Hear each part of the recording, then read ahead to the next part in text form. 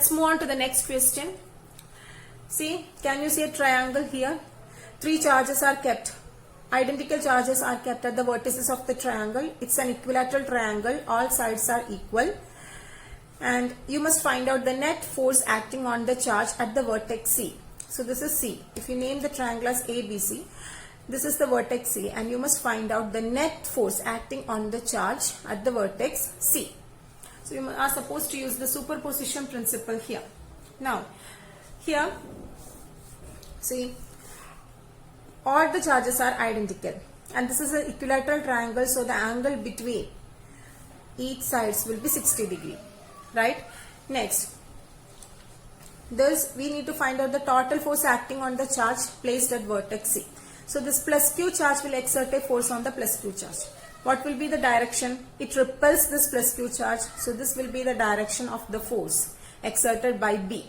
This is the direction of force FCB. FCB means force acting on the charge at C due to the charge kept at B. Now again, this is a plus Q charge. This is a plus Q charge. So this plus Q will repels this plus Q charge, and this will be the direction of the force. So this is the direction of FCA. Force acting on the charge C, charge kept at C due to the charge kept at A. So we have two forces here. One is acting along this direction, another one is acting along this direction, right? So what will be the resultant? You have studied the vector resolution in class 11. So the resultant of these two vectors will be acting along this way. This will be the direction of resultant force or the net force due to these two forces, right? And this total angle is 60 degree. And what is the equation to find out the resultant vector if two forces are acting or two vectors are lying like this? Do you remember this equation? Square root of a square plus b square plus 2ab cos theta. This is the equation to find out the resultant vector. Okay, so a is one vector, b is another vector. Cos theta means theta is the angle between two vectors. So here, which is the first vector? This is FCB is one vector, FCA is another vector, and angle between them is 60 degree. Okay, so this is the equation to find out the net force. Square root of FCA square plus FCB square plus 2FCA FCB, 2AB to FCA FCB into cos theta. Theta, angle between FC and FCB. What is the angle? 60 degree. Why is it 60? Opposite angles. From the geometry you have studied, the opposite angles will be equal. Okay, so this will be 60 degree, right? Now what is you know the magnitude of FC and FC will be equal. Fine. All the charges are identical charges. So the force FCB and FCA will be equal. If you want, you can check. What is FCA? FCA is the force between Q and Q. So what is the force? K into Q by what is the distance between Q and Q? A. So KQ into Q. KQ square by A square. Similarly, what is the magnitude of the force FCB? FCB is the force between this Q and this Q. So K into Q divided by distance between them is A square. So KQ square by A square. So the magnitude of FC and FCB will be same. KQ square by A square, and we can consider that forces as capital F. Okay, so FC and FCB can be considered as the same force F. Only their magnitude will be same, direction is different. You know, this is the direction of FCB and this is the direction of FCA. Hence, we go for a vector resolution here. Now, so we can consider both the forces equal to F. So you will get square root of F square plus 2 into FC into FCB becomes F into F. So 2F square into what is cos 60 1 by 2. Okay, so this 2 and this 2 will cancel. Then you have F square plus F square plus F square. That is 3F square. That is equal to F into root 3. Now, what is F? We have already found out F. F is KQ square by A square. So you will get, instead of F, substitute KQ square by A square into root 3. Okay, so like this, you can solve any figure like this or polygon like this. Now, let's move on to the next question. Similar question. Here we have the same equilateral triangle, but the charges are not identical. Here we have minus q charge, here we have plus q and plus q charge. You are supposed to find out the total force acting on the charge A. Okay, so what is the equation, or how do we calculate? See, this plus q charge will exert a force on minus q charge, and it will be an attractive force. So this will be the direction of the force due to the charge kept at B. So let this be the direction of FB. Now again, this is a plus q charge. This plus q charge will attract this minus q charge. So the force exerted by that charge on C will be towards this way. So these are the two forces, and what will be the resultant of these two forces? This will be the direction of resultant F net. And you are supposed to find out this resultant.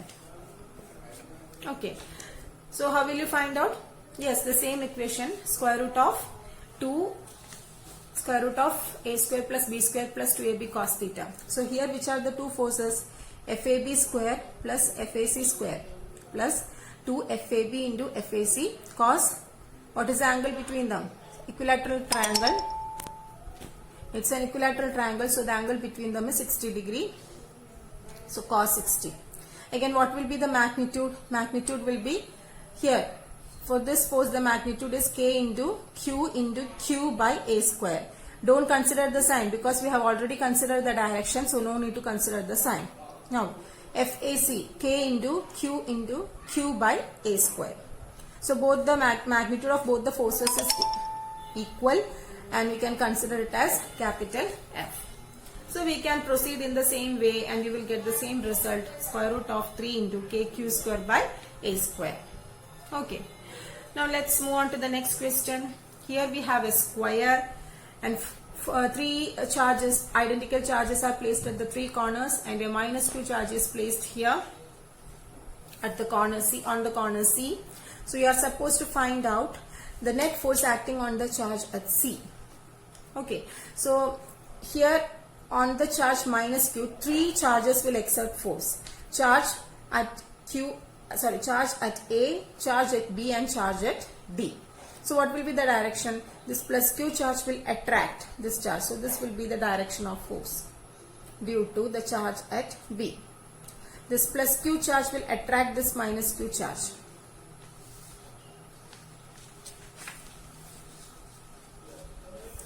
This plus q charge attracts this minus q charge. So this will be the direction of force due to the charge at D.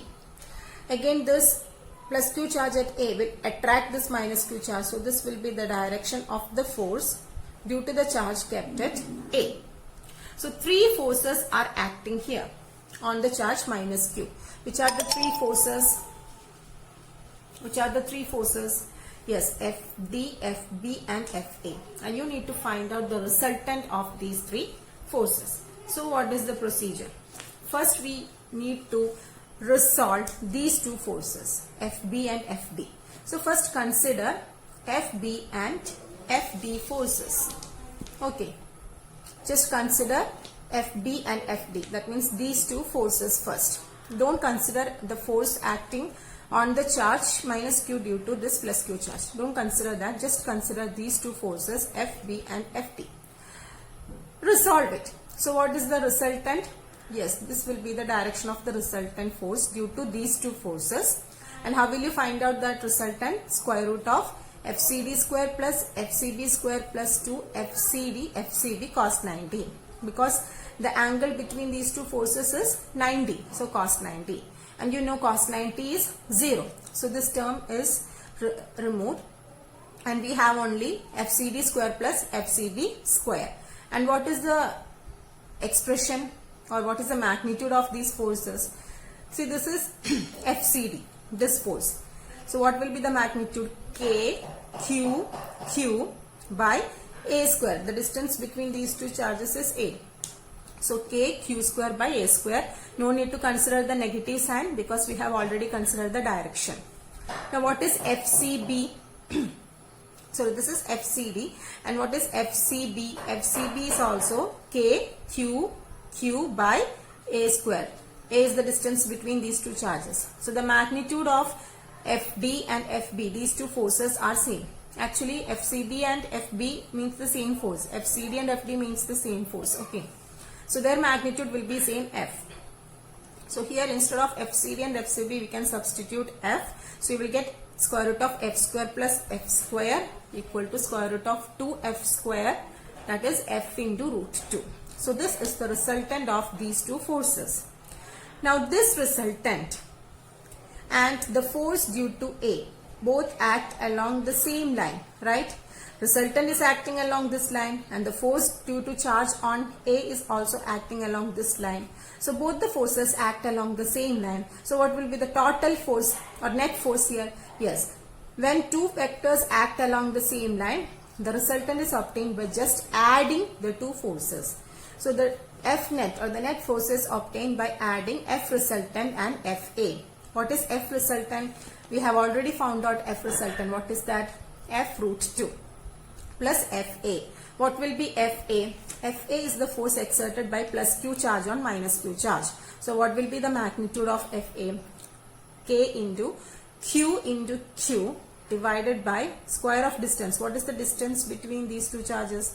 This is the diagonal of this square. And what is the diagonal? A root 2.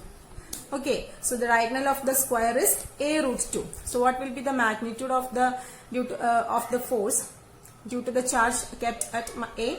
This will be the magnitude KQ square by A root 2 whole square. That is equal to KQ square by, when we square it, you will get A square into 2. 2A square. Okay, so substitute that expression here. So this is the total force acting on the charge minus Q kept at the vertex C.